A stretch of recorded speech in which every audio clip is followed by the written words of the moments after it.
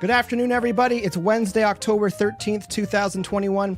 My name is Mike Langford, and welcome back to another episode of DearBands Live. The podcast explores the paths and stories of career-minded artists and music industry professionals. If you're joining us on YouTube, please remember to like and subscribe to help support the channel.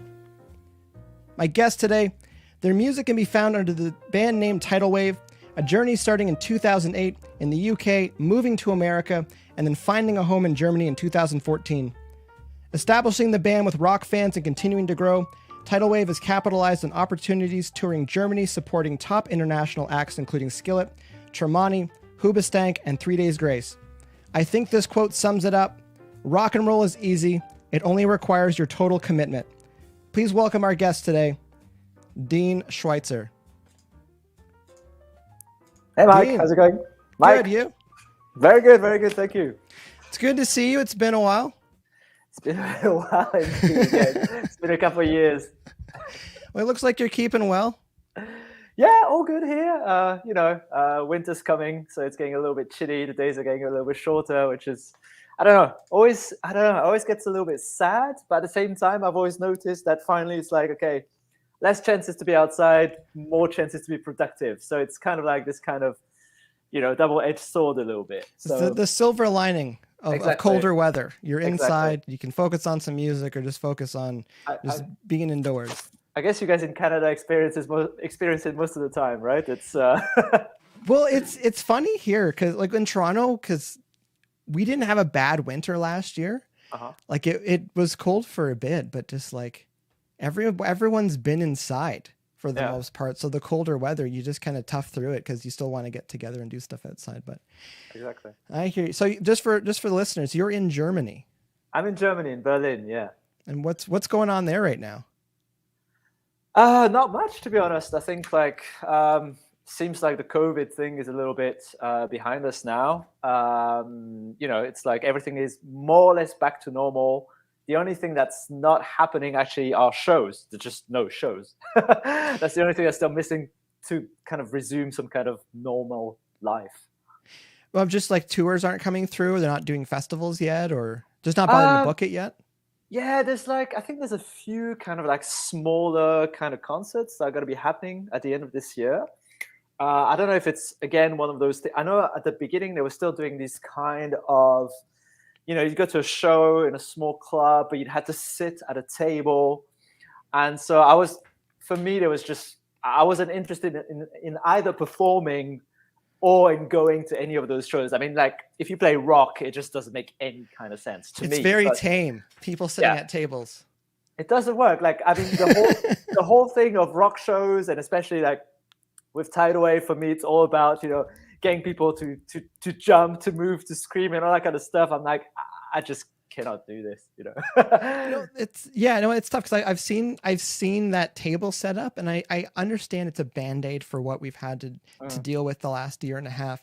And it's one of those things too where like it's better than nothing, but is it better than nothing? Exactly. Because go ahead. No, I mean, sorry to interrupt. It's a bit like, I don't know. I mean, people will have different opinions on this, but it's a bit like, at the beginning, it kind of made sense that everybody's starting to do the whole like live stream kind of thing. And for me, it was the same, I had an opportunity to do one, but at the same time, I was thinking, it's cool. We'd be playing and be on a stage in front of like an empty, like basically no one is there, in front of a huge empty room. And it's the same kind of thing as like when those live streams happen, it's like, it's better than nothing. But generally I'd be watching it for like 5 minutes and be like, yeah, all right. Well, some of the live stream concerts, my lovely wife and I, we've checked out a bunch of them over the last year and a half, and some of the production value is really good. Yeah, that's and true. Some of it, it's like they threw some cameras up in a venue, and it could have been good if there was people there. But it looks like you're watching sound check. Basically. And I don't know if that's got the value attached to it. And I think, I don't know. I mean, like, I think probably this more than anyone. It's like, I mean, especially any kind of show, of course, but especially a rock show. I mean, you just feed off the energy of the crowd. Yeah. Without that, I feel that it just doesn't make any sense.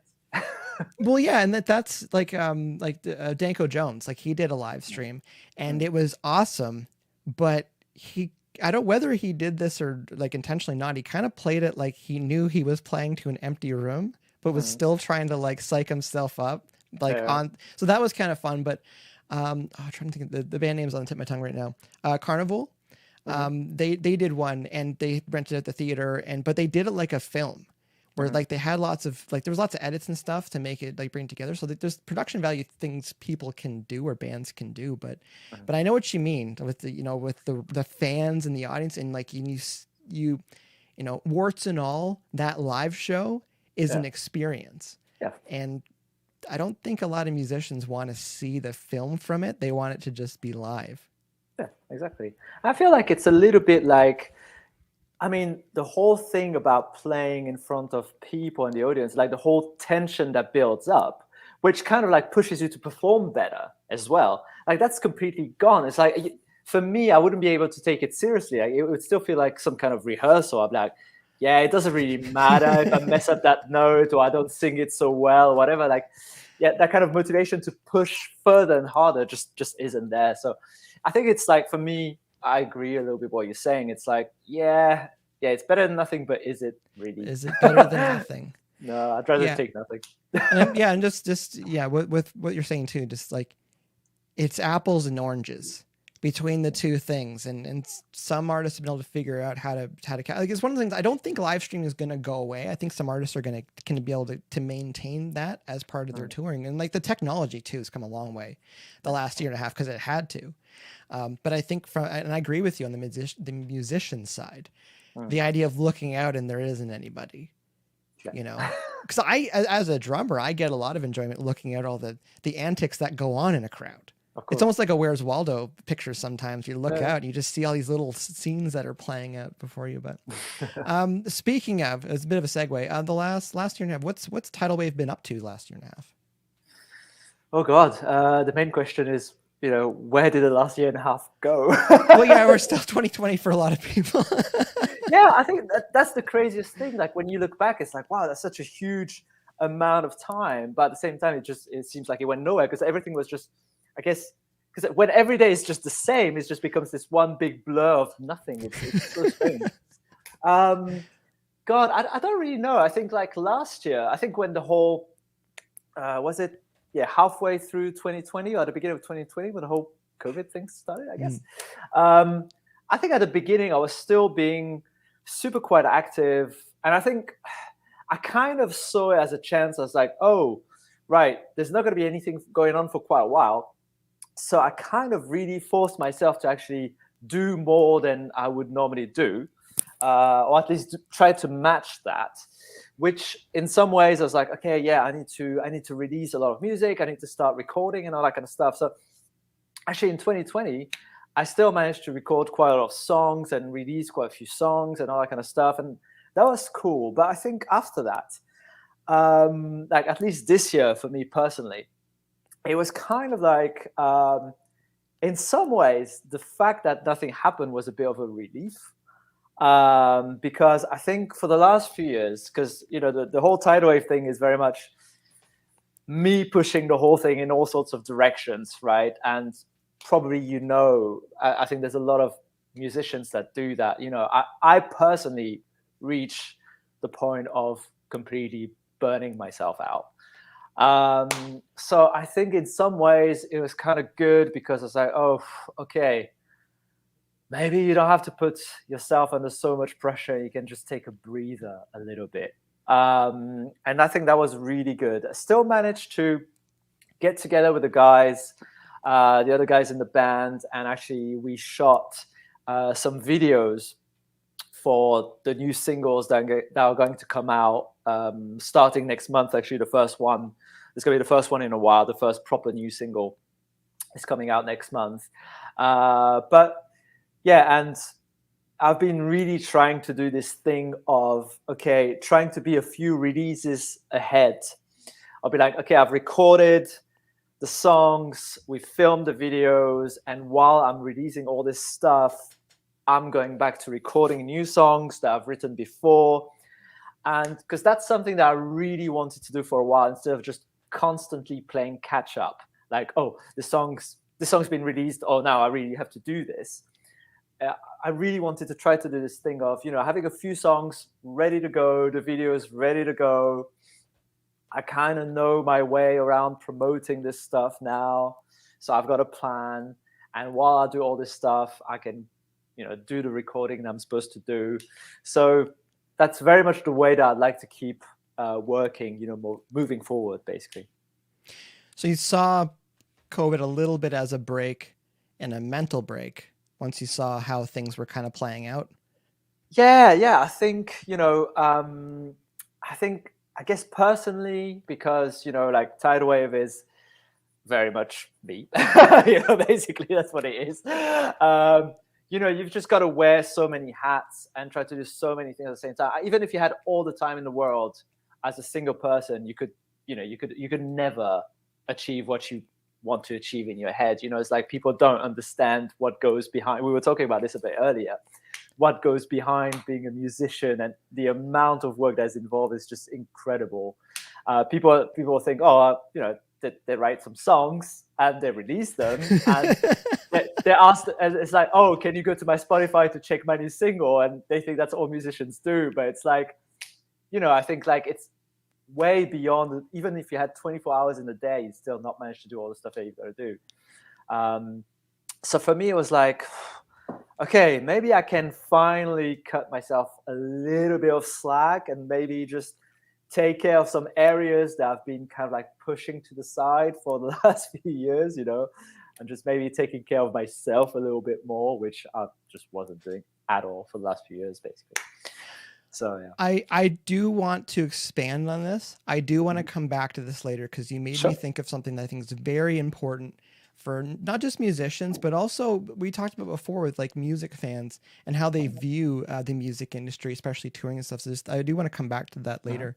But talking about having that break there to accept kind of what was going on in the world and touring and whatnot, but also being able to kind of like reset for your next release, because as you're just saying, like that release comes out, but there may be 3 months worth of promo to do after it and a month of promo to do before it. Yeah. And before you know your schedule, like I've got 4 months worth of content, and we'll touch on this again later, but as soon as it comes out, it's not like you can just easily let things, the pieces of promo. It's like you're tending so many fires at like one time, and you have to be on. And when you talk about, wearing the multiple hats and stuff, like Burnout is easy. I do want to come back to that later. So it's a really good point. DearBands Live, how did you get into music? Where was your start in music? Earliest memory would be, I think I was probably around 8 or 9 years old. Michael Jackson, very first thing. I think I was in the hospital because I think maybe I had some teeth removed or something like this when I was 8. And I think my parents got me Thriller and Off the Wall on cassette. And that was incredible. And to this day, I'm still a huge Michael Jackson fan. I think that, for me, in terms of, it doesn't get any higher than Michael Jackson in terms of music, stardom, anything. Yeah, I guess you could throw in the Beatles and a few other names in there. But what this guy has achieved in his life was just absolutely incredible. And that's what really got me into music. I became a huge fan. It was this kind of thing. Of course, as a kid, you want to dress like Michael, you want to dance like Michael. I couldn't dance, but I could dress. And so, yeah, it started very much with that. Michael Jackson, I was crazy into it for the first few years. Then I think around age 12 is when this huge kind of like Euro dance movement started. Like dance became a huge thing in Europe. I don't know if it ever caught on in the US or Canada. Probably not, right? Not so much. What year again specifically? We're talking about, I think, let me think, I must have been 12, so probably I want to say 1990. I'm trying to think, because like grunge took over here in the 90s. That's what I remember. And then also like late 90s, like the the boy bands and the girl bands and stuff Yeah, like so that. Girl group. that was Like pretty that. much Okay. yeah, around that kind of time, but there was a huge thing about dance music in Europe. It was absolutely huge. So I got into that, and then basically straight onto grunge. So yeah. So did you pick up an instrument, or like what inspired you to start writing songs, or was it just like I want to be a singer, or? It's very simple. I saw Kurt Cobain. I guess like a lot of musicians, right? It was like, and actually I didn't even start with any of the harder stuff. It was like, the Unplugged from Nirvana came out. I was like, right, that's it. I want to be Kurt Cobain. Got myself an acoustic guitar. Started playing it. So this is shit. I cannot play it. It's hard to play. It's not fun at all. Because I got it for Christmas when I was 14. I think I got it for Christmas. I got this acoustic guitar.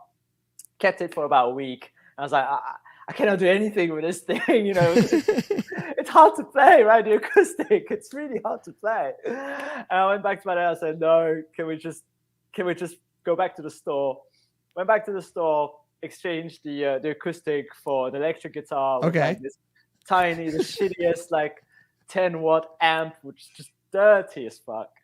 And that was it. From that moment on, I was in my bedroom making noise, and that was it. I just want to hop in for a second. It's funny when you mentioned the acoustic guitar. I did my high school co-op in a guitar shop, and Don Skuse, the owner there, he'd always encourage parents to get kids started on acoustics so they could build up the muscles. Yep.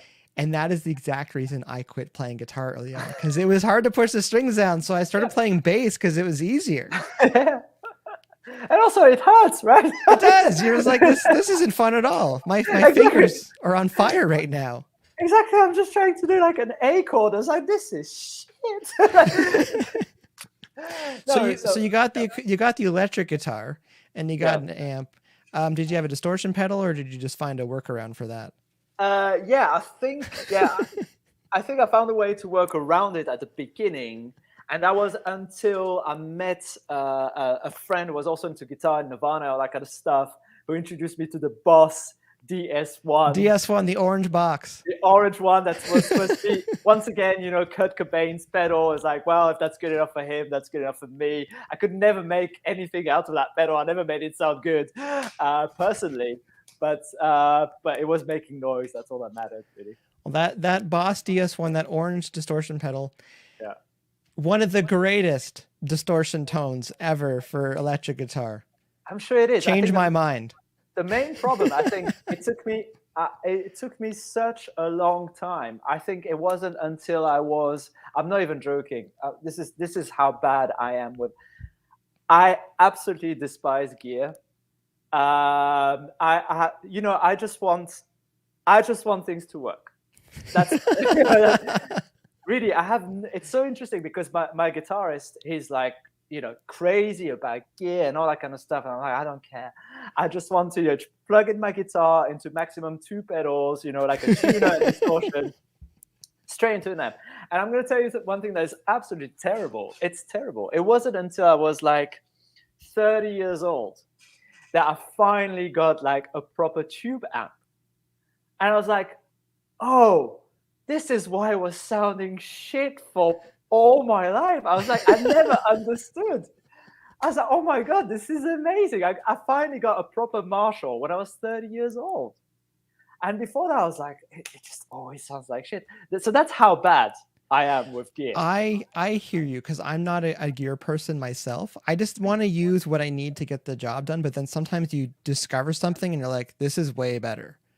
Yeah. And someone's like, and then they're like, oh, we told you this is way better. You're like, I know, I was just being a little bit stubborn about it. But this is great. But that's why I probably still don't know how good that pedal sounds, because I think if I had plugged in that pedal into a proper amp, I would have been like, this is amazing. But I just never did that. What were you using before? Some kind of Hughes and Kettner that I thought was good, but it wasn't. Yeah, I guess I wasn't. I don't know. it's this kind of like really hard realization, right? I think and I think it happens to a lot of musicians, when you think you're writing good songs, or you think you can play, or you think you can sing, and then you realize you're actually really not that good, And I think for a very long time, I was actually pretty bad without realizing it. And I want to tell you one more thing. I think I equally love Kurt Cobain and despise him, because that's his fault. Because the guy made it look so easy, made it look like he didn't care. He was always, I think he was lying most of the time. I love Kurt Cobain, but I think he was downplaying his own abilities, and he was downplaying everything that he was doing. That I think when I was a teenager, I really believed that, But I'm sure the guy was working his ass off, like you don't just come up with songs, iconic songs just like that. You know what I mean? Yeah, no, you made me think of something. Just like style does make it look really easy. Yeah. With anything, sports, acting, music, when someone just has that thing and you're just like, wow, that looks really effortless. But I agree. There's probably a lot that goes on behind the scenes. And I can only imagine, Nirvana writing Smells Like Teen Spirit. It's 4 chords. Yeah. But like it was an anthem, and they, Kurt probably had an idea when he was writing it. Just like, no, this is a thing. This could be a thing. Just to finish up, I think it's from the moment that I realized, okay, this is actually a lot harder than I thought it was. And actually I thought, okay, maybe it's time to get a little bit more serious about it. And that actually started and being a bit more honest with myself, that I actually starting to get better. But it's always the same kind of thing. It's like, oh, the more you learn, the more you realize you don't know. It's like, oh my God, this mountain just never kind of ends. Which is equally inspiring, but equally also kind of sometimes it kind of demotivates you. It's like, oh my God, like, you're listening to your favorite artist and you think, I'll just never get there. Like, it's just like, you feel you're here and there's so much up above you. It's like, but you just got to keep going, I guess. And 2 things there. This the idea that's self-reflection. The idea like when you can look at your stuff objectively. It's easy to like your own music or like the song or whatever, or like the imagery around it and stuff. But to look at music objectively as an artist, especially your own, I find on the production side, not everyone has the ability to do that. And like I can switch hats all the time and go, what do I think is going to be more commercially viable? What do I think I just personally like for personal taste? But I think there's a lot of musicians, and I'm glad you did touch on this, like the idea where you can look at your stuff and go, maybe this isn't that good. And it's one of those things where like, I think every artist who can get to the next level is able to do that. And when people ask me about production stuff too, I always tell them like every 3 or 4 months, you should figure out something, go, I suck. I learned something new that just changed how I was approaching this. And that's that evolutionary life cycle when we're working on things. And, so hearing you talk about that and say that, it's like, we can laugh a little bit about it because it's part of growth, as an artist. Go ahead. Yep. Go ahead. The other part, train of thought, we're talking about self-reflection. We're talking about, I lost my train of thought about the other thing I want to talk about after that. Where were we? Looking at your music objectively. Yeah. Because I didn't write it down. I've got my notes. Anyways, moving on. The idea of starting to play music, you'd quit the acoustic, which a lot of us do, pick up the electric guitar. When did you start putting a band together? I think. Or when did you decide you're like, I need to get a band? I or think you want to be in a band? I mean, that moment, Kurt Cobain, 14 years old, I was like, that's it. I want to be Kurt Cobain. I want to be a band. Of course, I didn't know how hard it was all going to be. So then spent the next, the next 14 years being deluded about my abilities to make music, I guess. But I think, I would say I want to say I really tried properly for the first time in 2005. I would say 2005, 2006 is when I really tried to put a band together, because I felt that maybe I had a couple of songs that were kind of okay. They weren't, but but I still tried. And then just discovered, another aspect of, God, it's hard to be in a band. What about it? What's difficult about being in a band? I don't know. It's like, you know how hard it is already to just be in one relationship with one person, and all of a sudden it's like you're married to 3 people at the same time, and God, I mean, like, especially, and yeah, you want to be the band leader, you're the songwriter, you're the band leader, but it's still like so many more skills that you have to learn. Also, it's like, wow, it's not just, I think potentially you've got amazing songs and you've got amazing musicians that know what they're doing and they know everything that should be happening in a band. Yeah, great, I'm sure it works. But when you're just kind of like starting out and maybe your songs are not that great, and you also have to learn how to be a leader, which is like this kind of thing that nobody really teaches you as well. And if your songs are not that great, it's going to be complicated as well. So that was a whole new experience. So I think like it was kind of like very, very rocky start. It's like, I think I managed to keep a band together at the very beginning for maybe like a year, which was like, it seemed like a bit of a failure at the time, but we still managed to kind of like, play some shows and put out a couple of songs. And I guess, now look back at it and I'm like, oh, well, those 2 songs that we put out, they're pretty decent. So I feel they still hold up now after all these years. So maybe it wasn't all bad, but that was definitely a learning experience. Yeah. So touching on you're talking about, with the band relationships with the members and egos and stuff too. And in your position where, like with TIDALWAVE, it's your project. Yeah. And you wear a lot of hats, you take a lot of the risk, you can, there's a lot of the reward there as well, but having the rest of the band, other musicians, other people that are part of the ecosystem, it's a lot of juggling. Yeah. And I've heard with other people's experiences as well, you can have great musicians, but there's like interband, personalities that clash and they're both great. And you're just like, but we're here to play the music, but there's a lot of time where you're not playing music when you're with your bandmates. Yeah.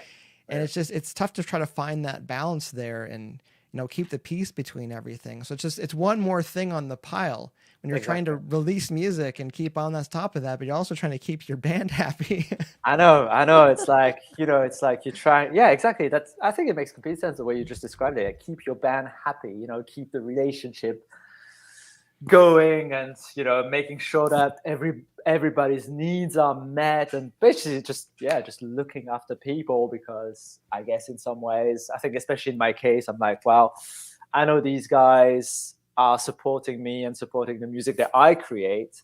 So it's like, well, thanks very much for doing that. So, what do you need from me, kind of thing, So yeah, that's an extra hat you've got to wear, Just a bunch of hats. Kind of thing. Yeah. No, it's crazy. Part of your story, moving. So are you born in UK? No. I was actually born in France. Born in France. Okay. Learn something new every day. There you go. Yeah, that's maybe that wasn't part of the bio, I guess. No, I was born in France, moved to the UK, moved to the US, moved to Germany, moving, I don't know where. Okay, but you moved to the UK. Did you go there for music, or was it?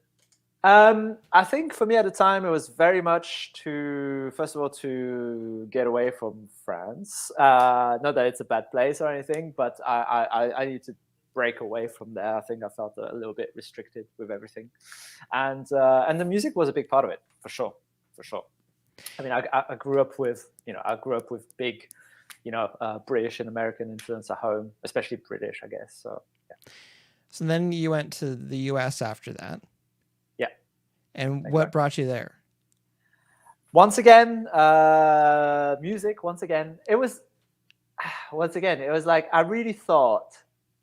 I mean, first of all, I really wanted to live there, but I really thought, okay, you write this kind of American rock music, so you're gonna go there, and it's gonna work a bit better for you over there than it did in the UK.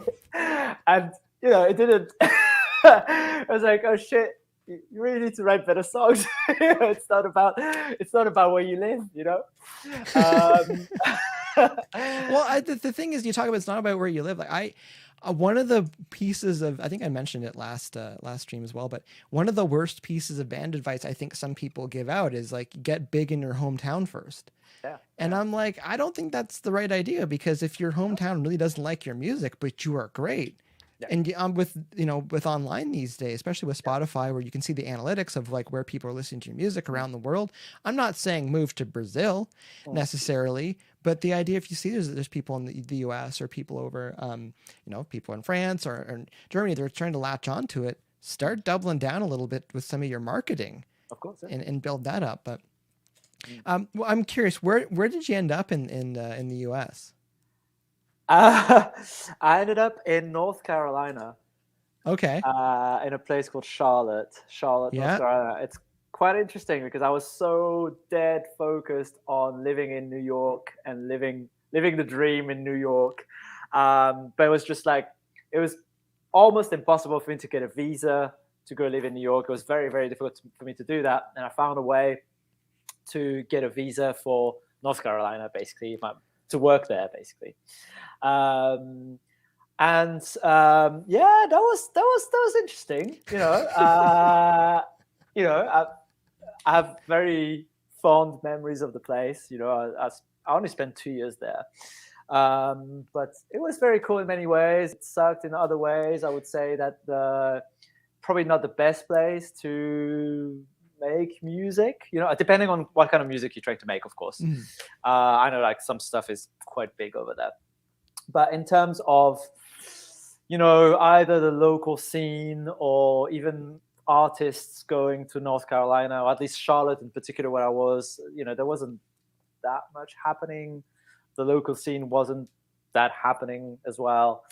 And I don't know. Played a few shows, but, there wasn't many people there. It's tough because with the US, like, I get the idea of wanting to live in New York or Nashville or LA, but there's so much stuff that's like 3 to 6 hour drive, which to me is not very far if people need to. And also flying around the US is very affordable. And especially with bands getting back touring and playing festivals and stuff in the States, you'll see the pictures on Instagram and Facebook. Oh, they're at the airport because they're going to rehearsal in Nashville. And they'll go there for a couple of days and then fly back home, and it's nothing. So I don't know if you need to move to those big cities, but like being within striking distance for some business opportunities is one thing, but cost of living too in those cities. Exactly. For music, because musicians are usually doing a lot of investing before they're doing profiting. Of course. I mean, do you even profit at all ever? I don't know. But it just goes back in. It's like a casino. You let it ride. Exactly. I think eventually the best thing that happened out of living in the US was, well, two things really. The first one was, I guess, I could not, for the life of me, I couldn't find musicians. I just couldn't find anyone to play with.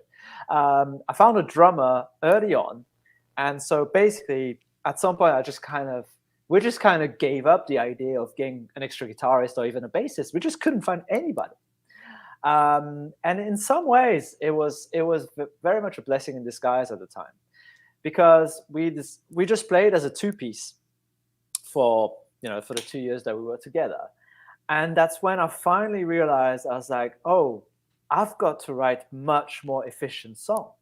Like, I cannot hide behind like another musician or a bassist, a guitarist that's going to do some, whatever they do, some little solos and extra parts and all that kind of stuff. I was like, okay, I have to start writing more concise, more efficient songs, and really try to focus on, there has to be some solid chords and some solid melodies that I sing for anybody to be interested in what I'm doing. And that was, for me, that was really very much the starting point of what TIDALWAVE is now. Because I was like, okay, I really have to step up my songwriting a little bit. And for me, that's when things became a little bit more interesting. And then it developed, again, much more when I moved here to Germany. But that was very much the starting point. So in some ways, like I said, couple of years of struggle, and yeah, couldn't find people to play with.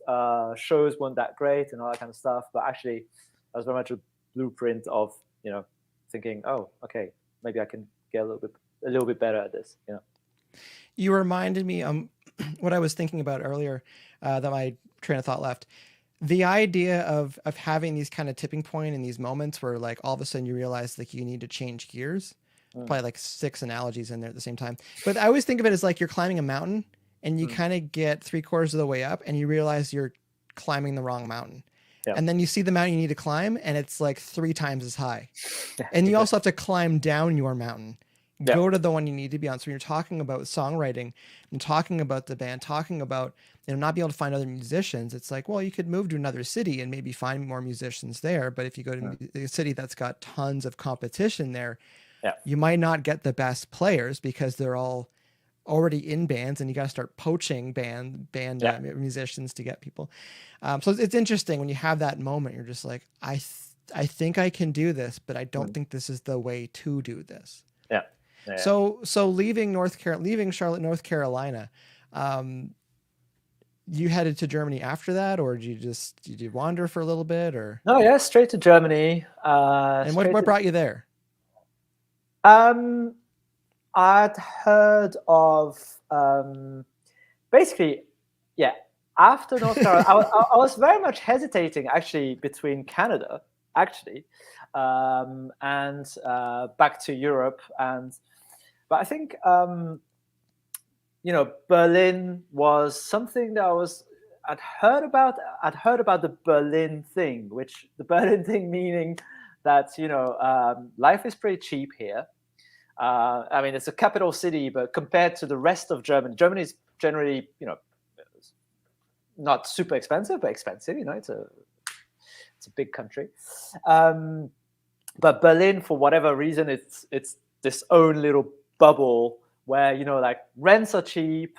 So I heard like rents are cheap, life is cheap. So a lot of artists are going to Berlin. I'd also heard that a lot of them go to Berlin, and because it's so cheap, they end up not actually making any art or any music. But I was like, no, I'm going to make the most of living cheaply. And I thought, okay, maybe I can actually, you know, work less and just, you know, devote a lot more time to actually try to develop as an artist, write songs and all that kind of stuff, which actually paid off in many ways. Because that's what I started doing, just dedicating a lot more time towards the music, and yeah, so in many ways it was a very good decision. That lower overhead, that lower cost of living, because that's one of those things with musicians. It's like when you see people that are successful, it's like you need to be able to dedicate the time and usually the financial resources and then the energy. All those things have to be in a pile constantly. And when I see some music, because like Toronto is not, I don't want to say it's not cheap. It's not affordable for a lot of people. The idea of like whatever job you're working 50 or 60 hours a week, trying to make your overhead and then trying to play music on, you know, I don't want to say on the side because it's going to sound bad, but the idea of trying to do music, you can't, but moving even 45 minutes outside of Toronto where your cost of living can be half or even like a third of what it would be here. So the idea you're talking about Berlin, it's like, you know, if you're in an environment where cost of living is very affordable, spend that time, spend that money on your craft. Like that's what it's there for. There's pockets in the States too, where like, oh, it's, you know, the housing market's terrible there. And I'm like, find a place that's safe and live there and low overhead and spend the time and the money and the energy on your music. Absolutely. Yeah. That's, I mean, your most valuable resource. I mean, yeah, it would be great to have a lot of money, but I mean, it's always going to be time, right? Time is the one thing you can leverage it with money, but you as a person, you cannot get more time. Yeah. So, Anyways, we don't need to go down. That's a whole other talk. Exactly. The idea of our own mortality and stuff like that. So you got your band in Berlin. How long did it take to find musicians there? So there was, God, I'm on my third. It's the third band that I put together in Berlin now. I want to stop you for 1 second. Actually, I'm assuming you flew from the U.S. over to Germany. Yes. Okay. Yeah. Because it'd be very different amount of time if you were to take a ship over. But the idea, you're in the air. Are you thinking, do I still want to do music, or are you still very much interested in music? I think for me, it's just not a choice. It's just something that I have to do, and I have to get out. I think I could potentially. It's a bit of a mix between. I feel it sounds like such a huge thing to say, even for me sometimes to say I'm an artist, but I need to be creative. I have two sides. I absolutely have to be creative in some way, shape, or form, but ideally music. And the second one is I have to entertain. That's a very strong part of my personality. And the entertainment part, it doesn't necessarily have to be music. I think I really wouldn't mind being, a TV presenter or something like this. Like I just love it. I just love to entertain a crowd. So I really need to have both things in my life. One without the other doesn't quite work. But yeah, I think ultimately, if I don't either create or entertain, or ideally both, I really become miserable. It's just very much a part of me, the creative side. So, I mean, at the end of the day, it's just been since 2005 or 6 or whatever. So that's around 13, 14 years. And I mean, it's just been, I don't know, man. It's just been constantly being knocked down, like non-stop all the fucking time. And that's probably the story of every single musician anyway. You know what I mean? It's not uncommon. Yeah, but you just somehow you have this thing that, you just get back up and you go again. And sometimes maybe you take a break, maybe you feel quite defeated. But for me, it's somehow, I never really get defeated for too long. It's like a couple of days, maybe a couple of weeks at most. And I'm like, all right, let's just get back, So I would, maybe it's just me being dumb. I don't know. But I guess if I had to choose my greatest quality over anything, it's very much persistence. It's I might never write the best songs in the world. I might never be the biggest artist in the world and all that kind of stuff. But somehow there's a part of me that feels like, yeah, I don't know. I'll just keep on going. And it's not even something that I choose to do. It's just kind of, in there. It's part of your personality. It's part of your routine. So just keep working music. Okay, so you're going to Germany. You do have a mindset of like getting another band together and. Yeah, absolutely, absolutely. And there was the first band which didn't stay together, and the second band that didn't stay together, and eventually the third band was like. I also had a slightly different approach this time, and so far things are working, which I'm very, very happy with. So it's very nice. Just curious, because you talk about hopping around in all these countries. How many languages do you speak? I do want to say 5, but it's probably more 4.5. 4.5. Well, you might have picked up a half a language in North Carolina. Possibly. Yeah. Okay, so we got our band in Germany. I kind of want to skip ahead a little bit. Sure. So, touring with Skillet, Tremonti, Hoobastank, 3 Days Great. How did you land those tours? God, I think once again, I guess persistence and non-stop emailing. But I think it all very much started with Tremonti, because I got an email from a booker that said, "Hey," which is somebody that I had a contact with for years, but nothing ever materialized. Like never played any shows together, or you're just in the wheelhouse, or? Yeah, just never played any shows together. And he just kind of said, hey, look, this band Tremonti is coming. I think you guys have got, I think I'll try to put you on for a support slot, and I think you've got a good chance of making it. I was like, yeah, whatever.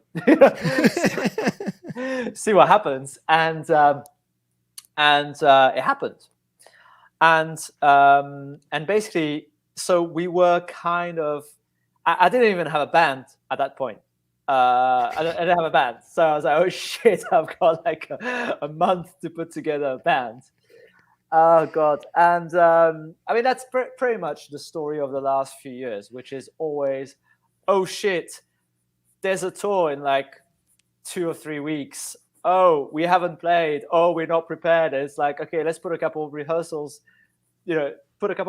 together. Like, and when I say a couple, sometimes it's just one, and it's just go on tour, play a show. It's just been absolutely ridiculous. I think because I don't have management or booking agent or anything like this, I'm just kind of always kind of scraping for any kind of opportunity. And because you're the support band, you're literally at the bottom of everything, and the last priority list. Yeah, you're at the bottom. Yeah. And I kid you not, it's been so many times where it's like, I'm asking for a support slot, it's like, and you just kind of like get it 5 days before the show. And it's like, okay, you can get the show. Do you want it? Panic. Call the other guys in the band. It's like, there's this huge show in 5 days. Are you free? Praying that people are free. And like, the first one says yes. Second one says yes. Third one is like, no, I'm playing another show with this other band. It's like, no, shit. Can you find any way to cancel this or whatever? And that's pretty much the exact same thing that happened with Skillet. So basically, Tremonti, we had like, I think 3 or 4 weeks. I was like, oh shit, well, I had to put together a band. So that was hard enough. But I found the guys. We were preparing for the Tremonti show. And then literally, I saw that Skillet was coming to town and there was no support band announced. I was like, this is really weird, like no support bands. And then I see that it's the same promoter that put us with Tremonti that's putting on the Skillet show. So I call him up. I say, look, do you have a band? Like, do you have a support band for that? And he was like, no. I'm like, well, can we play? I was like, all right, I'll check with their management. And he comes up with, he says yes. Literally, he says yes. And that's literally, I'm not even joking. That is literally 5 days before the show. 5 days before I'm going to play the biggest show of my life, right? And I'm like, oh, shit. So again, same kind of process. Call the other musicians in the band. And like I said, first one says yes. Second one says no. The third one has a gig with another band.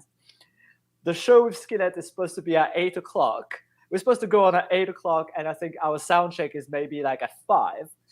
But my drummer has a gig with another band at 5. So he cannot make the sound check. So I'm like, all right. Okay, can you play that show with that other band and then come and join us at the venue? It's like, we're going to do that. Great. And it's like, oh, we still don't have a drummer for the sound check. So I'm asking a couple of friends, like, oh, I'm asking a bassist friends, like, can you just play the drums so we can have some kind of sound check? Just for sound check. Just a sound check. And then eventually, this is incredible, right? It's not nice in some ways, but it worked out pretty well for me. My drummer, so his other band I was supposed to play with, I think like the singer's grandmother passes away literally that same week. So it's not nice. But she has to attend the funeral. They cancel their show. My drummer can be with us backstage, sound checking and playing the show with us. And here we are, literally like, and I'm not kidding. It was like a few months prior to that was when I was like, I'm kind of done with music and bands. Like I've had enough. Like it's just not working kind of thing. And I was right after I played one of the worst shows I've ever played, some kind of like band contest in front of like 10 people. And literally I'm going from that to like playing the biggest show of my life, completely unprepared, just just walking in front of 3,000 people. And yeah, I mean, great memory because that show was amazing. But I was like, it's just funny how life turns out sometimes, If people only knew, like music fans only knew what goes on behind the scenes sometimes, because it is just a complete, what I'm looking for, just a dumpster fire of issues and things and logistics and everything that can be going on in the background. And the band gets up on stage and they're all smiles and arms in the air. And you're just like, you don't know what was going on even 3 hours ago. What was going on. But the idea too, when a couple things I wanted to touch on, the idea, like, again, TIDALWAVE, more or less, it's your umbrella. And the idea that with the musicians, like, they might have other gigs, other commitments and stuff like that. So you're constantly juggling that. I know with my experience, I've got a tour opportunity in before, and being trusted with a lot of the decisions with my bands, there's been times when I've said yes to something, not even asking anybody else yet, because we got to do this. Again, there's always unforeseeable circumstances and stuff like that. But the idea where you got to run, be it phone calls or emails, you got to run around quickly and ask everybody to make sure you can do something, or find sub musicians to fill in for things like that. That's a lot of juggling for musician. But the other thing I want to touch on too, and I'm glad you brought it up, it's just the idea that, like, being top of mind. You saw with the Skillet show, there was no support on there. Was it just like the ad mat didn't say anybody else, or the tour poster didn't say anybody else? You just saw Skillet and you're like, maybe they don't have support. Poster didn't say anything. The Facebook event didn't say anything. I was like, okay, well, normally they kind of announce someone, by this time. I was like, okay, it feels really weird. And it was just literally a last minute. I don't know what they were going to do. There's been even times where there was like some huge acts coming, and I'm like, I'm hitting up bookers, like promoters and everything, and eventually those bands went on without a support act because nobody could be fucked to do anything. And I'm like, come on. Like, I would have played for free, no problem. We just put me on the stage. I don't care. If you're in front of a good audience, that's worth it. I don't think bands should play for free, but think about it too. You're with Skillet, you're saying, 3,000 people there. Yeah. Skillet sold that ticket. And even if you can get 10% of that crowd interested in you, 1% of that crowd interested in you, that's worth it, in my opinion. So it's so sad. Yeah, there's been a few opportunities like that where basically just somehow nobody cared, or I guess maybe the promoter didn't have time or whatever, and like those bands went on without support. And I was like, I would have loved to play that show. And somehow it happens. I don't know if it's like a German thing, but it happened a few times. So yeah, it's just taking the initiative. And again, I've seen it. I saw Korn and Stone Sour announced a tour, and I saw no support on it. And like a few months later, I was talking to their booking agent about the tour, and I was always thinking, I was like, what am I even doing on this call right now? Because there's 100 bands that are going to get this slot before us, sort of thing. But I took the initiative to dig around and find out who's actually booking this, because if I don't see it, and I think this is a great advice for bands, if you don't see it, assume nothing. If you don't see support acts announced, assume there's no support acts announced. Exactly. So might as well do that. Other thing I want to touch on too, the idea of asking about that Tremonti show and like not hearing anything, and then you do hear that it's coming. Because like we were joking about this earlier too. So many things don't work out in music. We have so many lines out, and when something comes in and it's like going, I'm getting goosebumps even just thinking about it. But like, it's when something comes back and it looks pretty promising, you're like, oh, okay, we got to do this. This is coming together. So when it becomes real, it's like, oh shit, this is actually happening. Yeah, this is happening. I'm so used to things not working out, or it like, was working out for a bit, and like now it's not. So I want to ask too, just for you talk about, like, you feel as part of your personality being an entertainer. Getting in front of, like, what's the biggest crowd you've been in front of? So it was that show. It was Skillet. That was pretty big for us, which was again like amazing show in the sense that it was kind of like a really kind of fun young crowd. So, and because for me it's all about getting the people to sing back at me and jump and perform certain things are very much like to get the crowd involved in the whole performance, basically. So it was such a fun crowd. So it was actually a really amazing experience for us because, like you were talking about, like, getting 10% or even 1% involved. They were all super involved in that show. We sold a lot of merch, which was amazing. And since then, and then people that are still following me to this day, on my socials. And, I think, about once a year, I post this kind of memory of the Skillet show, and everybody's like, oh, that was amazing. And I'm like, oh, shit, it's, 3 years ago already. It goes by quick, especially with the last year and a half. That's for sure. Exactly. Yeah. So, but I've had you almost an hour. Do you got a few more minutes? Sure. Okay. There's a couple of things. It's 6 hours ahead in Berlin, so we're getting close to 10 p.m. there. Your time. Exactly. Okay, so there's a couple more things I wanted to chat about. Again, TIDALWAVE, that's your umbrella for your music. I don't want to assume anything, but you said you're not really into the gear side of things. But writing and recording, how does that work for you? Okay, so I'm currently speaking to you through the crappiest 2012 MacBook that you can find, and I think I'm gonna run it till it dies. But I will. My goal is very much to finish my album, what I call my album, on it. So basically, so I wouldn't say I'm ashamed, and I'm not. But it's kind of like I kind of set myself this goal of like basically since the moment that I moved to Berlin and I started recording songs, which by myself basically. So like I said, I use GarageBand and my Mac because it's the easiest program that I can use because I'm completely stupid also with computers. I just want to press record and just play. So basically what happens is I just record everything at home, guitars, bass, vocals, etc. It's of course the drums.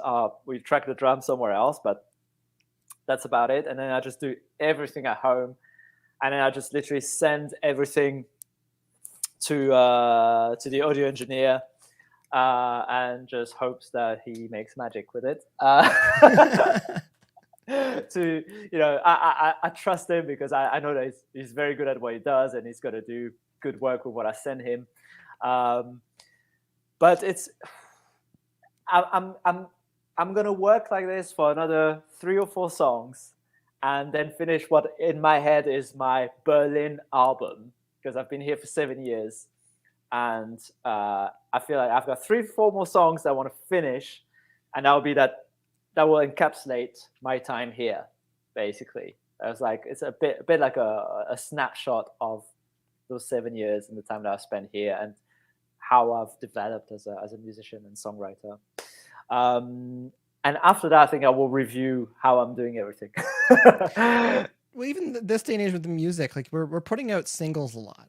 So like we don't have to put out an EP, we don't have to put out an album, but as artists, if you want to put out a body of work because snapshots can be a month or a season, it can also be a number of years. So like I totally understand all that. So the idea, you do a lot of the bulk of the recording, you do that at home. Have you been doing that for a while? So basically ever since I moved here. So like the last year when everyone was scrambling, trying to figure out how to record at home, you're like, oh, this is easy. I've already been doing this. Yeah. No, so that was easy. So,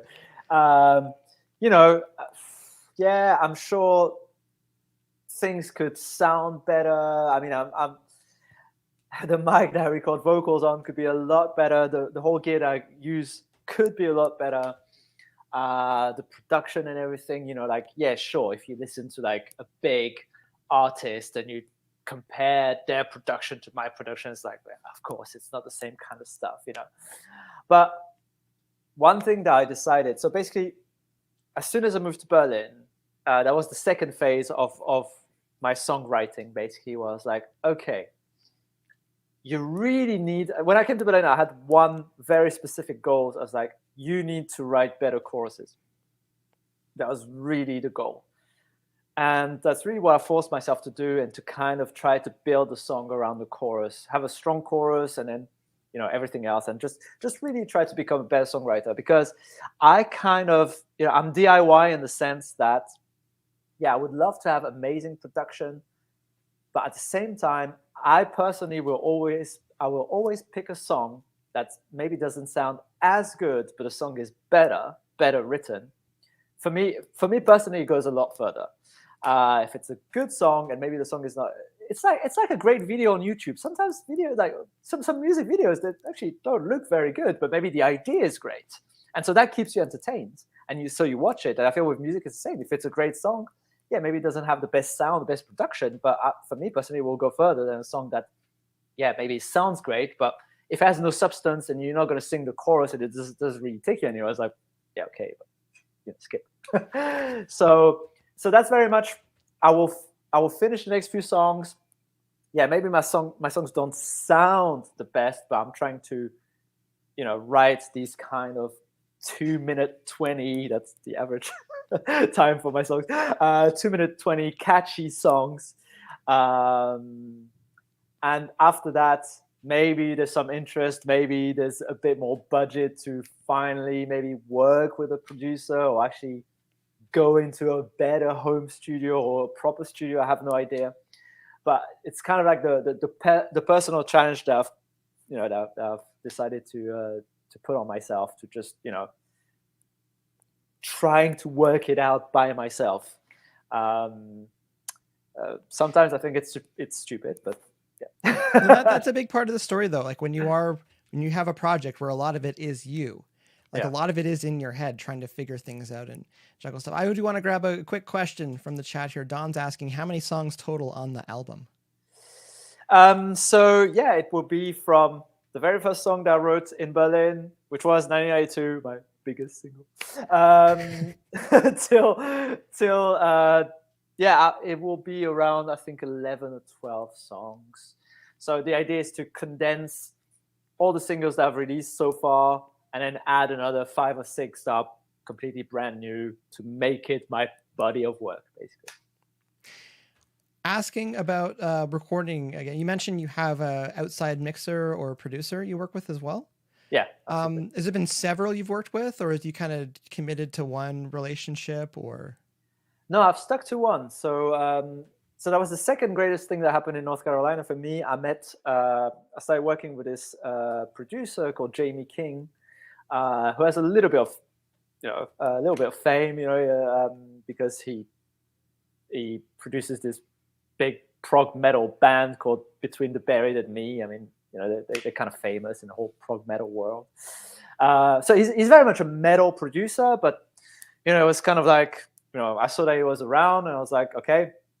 And I went in for a couple of days, and that's when I recorded my very first EP at the time in his studio.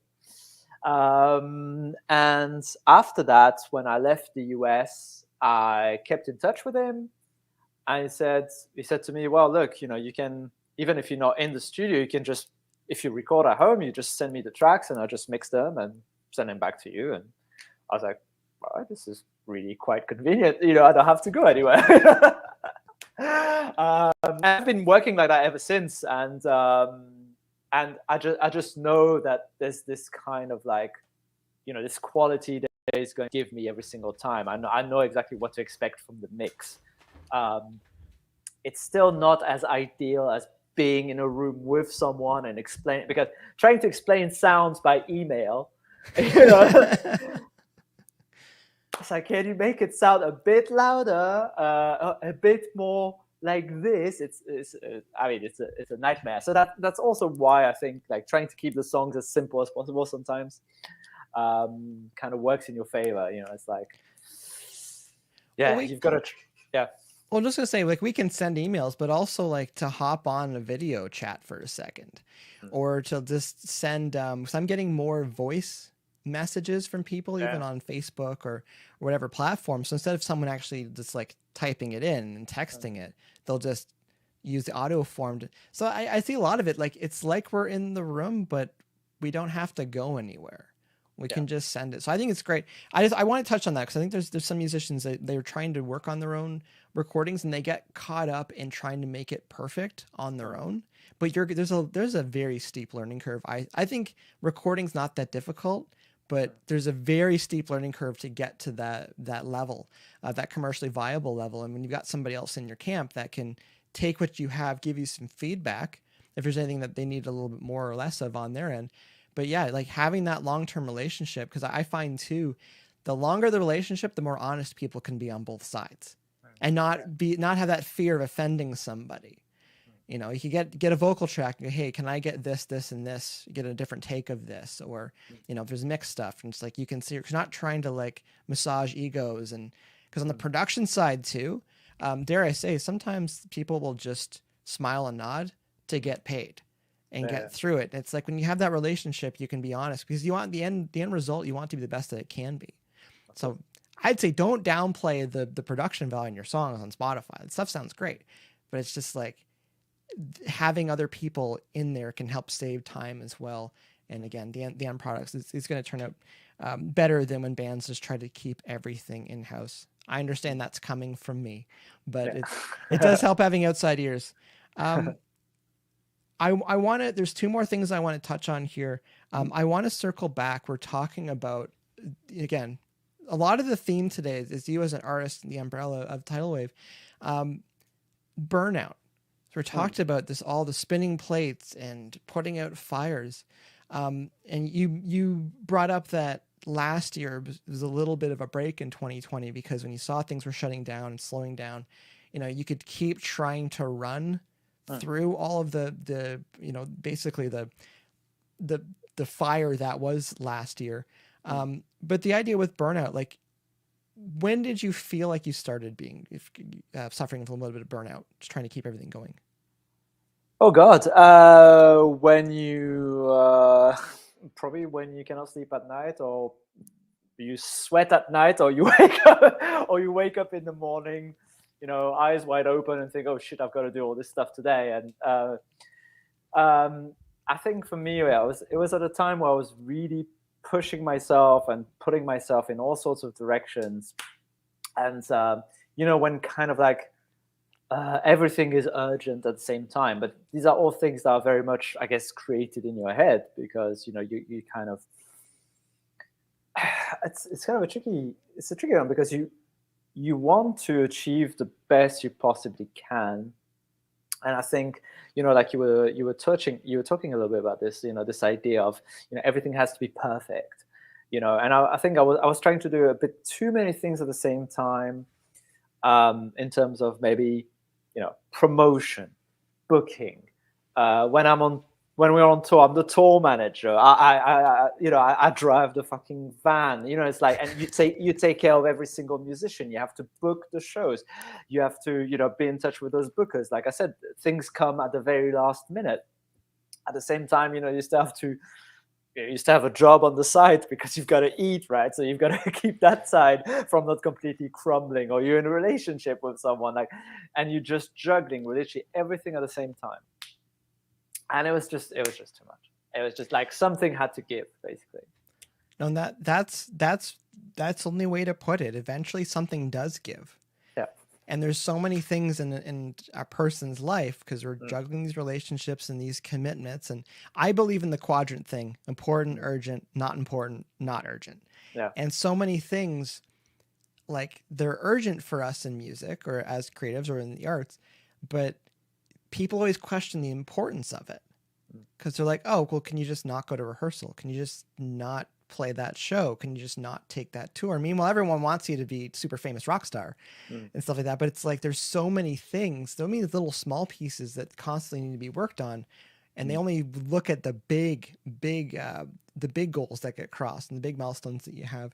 So the idea of just like something's got to give. And a lot of the time it is mentally, you just get exhausted, and then so many things can crumble when musicians are. So I do think there was a silver lining last year where it gave some perspective for musicians, because a lot of the times too, and I think you're touching on it, we were talking about before, just you're so busy working on things that you don't actually notice what's going on around you. And last year forced us to slow down a little bit, to to focus on that. So, and I just wanted to just touch on that because everyone's got their own way of dealing with burnout. It sounds like with you is like there's an anxiety, a feeling like there's always stuff to do. Exactly. Yeah. So, but no, it's finding that balance. How many hours a day do you think you're pretty much awake? You know, because you got your job, and then but other personal commitments we have, and then we have our music. Yes, like I said, I think now I'm trying to be a bit more balanced and a bit more relaxed. But at the time, it was very much like, I'd be on from like 7 a.m. till, you're kind of still answering emails at like 12 at night. You know what I mean? It's just, and I think also has a lot to do with how organized you are. And I'm probably not the best at that. You know what I mean? It's like, because I think the thing with, being burnt out, or when you're being stretched in all directions, is kind of like, that you're like completely on, but that takes so much mental energy. And then you're completely off other periods. Like I cannot focus on anything. You know what I mean? So it's like up and down all the time. Whereas maybe if I was a bit more organized, I'm also trying to learn that a bit more balance. You'd be like, okay, I'm going to do this between this and that time, and just really try to, build different compartments for everything that you're doing. So, but personally, I wasn't kind of managing that very well. It's tough when you talk about organization too, because sometimes you feel like you're organized, and then when you get into the thick of it, you're like, I could have done this differently, and it may have been easier to do this. And a lot of time, it just feels like, not with the analogies all the time, but it feels like you realize you want to change the wall color, but you've already moved all the furniture in. You're like, do I move the furniture out, or do I just paint around it and be careful, or what do I try to do here? But I did want to touch on the burnout, because a lot of musicians, they do suffer from it. I think they do suffer from it in silence, and realizing like it's okay to take your foot off the gas a little bit.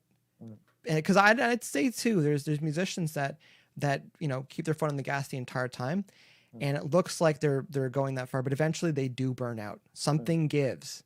And things fall apart, be it the relationships in the band, or their personal relationships, or finances too.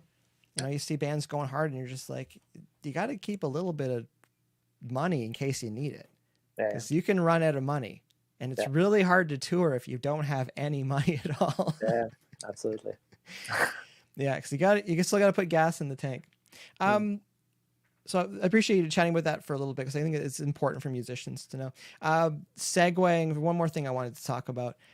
We go from those shows where, because you mentioned earlier, playing the competition to 10 people, and then playing to 3,000 people with Skillet. The idea of those bigger shows, bigger tours that are coming through, is there anything about how those shows were run that surprised you, or like what did it feel like going into that venue the first time?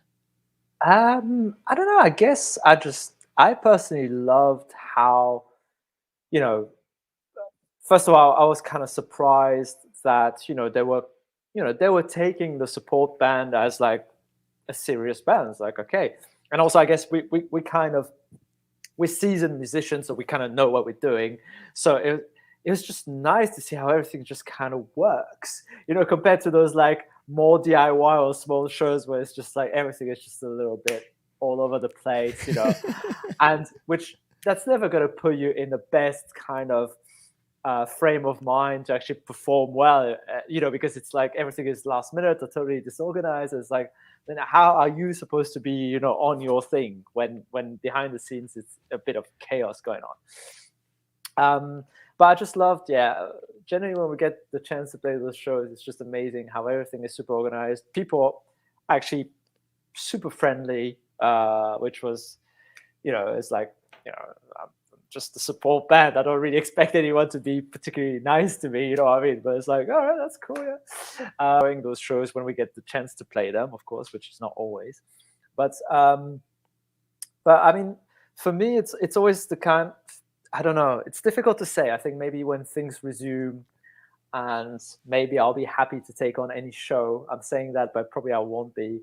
But I would rather play maybe one show a year, which I know there's going to be a good turnout, and I'm going to do a good job, and I'm going to get a lot of pleasure out of it, rather than 10 crappy shows because I've played them enough. You know, I'm good with those. You know, I've played Sunday nights at 10 p.m. in front of the other bands. You know, I know what it's like. You know, it's good. I feel like I've paid my dues, man. It's like I don't need to experience that anymore. You know. Well, one of the best pieces of advice is, and I think you're touching on it too, was to not take bad shows. And bad shows doesn't always mean you're not getting paid that well or at all, because if you're in front of a lot of people and you can capitalize on it, go ahead and do it. But Absolutely. Musicians taking any and all shows they're offered, and you look at it and you're like, that's a bad show. Oh, but it's an opportunity. Yeah, if you're fishing and you're throwing line in the parking lot, you're probably not going to catch a fish. You might, but you're probably not going to. You probably want to get that line into the water. So I hear you, and I agree with you 100% on that one. Look for those good shows. Go play those good shows. Again, there's always a balance to the shows. But one thing I wanted to touch on too, it sounds like those pro tours, those higher profile tours, it sounds like they're organized. It sounds like they're on time, and it sounds like they treat the opening acts with respect as well. Yeah, absolutely. That's what I've experienced. It was funny how that works. Because we know what it's like when you go to a venue and they just don't even care who you are that day. Because you're just another band coming in and they're just hoping they make their bar sales. I'm not knocking bars that are venues, but you know what I'm talking about. Their agenda is nothing to do with making sure the bands are awesome. There's everything to do and make sure they sell enough alcohol that night. Exactly. Big tours coming through, it's the tickets. So making sure you're there for the rock concert. Exactly. I think that's a good place to wrap things up, and I really do appreciate all the time you're able to offer today. Anything else you want to mention before we sign off? No, I guess next single coming out pretty soon. Finally, I'm very excited about it. I think probably in the next 4 or 5 weeks. So November. Do we got a hint at the song title? The song's called Shadow. It's a bit of a crowd favorite. We've been playing it live for a few years, but finally managed to record it the way that I wanted it, and it's just a kind of funny, not funny, but fun rock song, you know. So I'm really excited because we always get like a really good crowd reaction with the song, and it's just a fun sing-along kind of song. So I think it's gonna be really cool, and we shot a really fun video for it. So I'm really excited to release that and see people's reaction to it as well. So I think it's gonna be quite cool. Oh, excellent. No, it's because we were chatting about it before. It's been a long 2020. It feels like for some people, but the idea of testing music in front of a crowd, because it's one thing to think it's banging coming out of the speakers in the studio. It's another thing to put it in front of people and go, this is reacting. So it's awesome to hear you've had a song for a few years and be able to get that coming out. So Shadows. Shadow, yeah, exactly. Shadow's coming up. TIDALWaveOfficial.com. Is that a good place for everyone to catch up? Is that still up? It's up. I don't know if I've renewed the domain name. I think I'm getting It's up. emails. It is up. It is up. Okay, so that works. Yes. And Tidal Wave, one word on Spotify as well. Yeah, Spotify. I guess it's very much my main platform. It's where I put all my energy. So yeah, it's the universal. If you're watching this replay on YouTube, I'll have all the details of where to find Tidal Wave in the description below. I just want to thank everyone for taking part in the chat today. Once again, my name is Mike Langford. This has been DearBands Live. Thanks again to our guest today, Dean Schweitzer. Thanks for having me. All right, that's our time today. A reminder to like and subscribe if you're watching this on YouTube. Thanks for watching.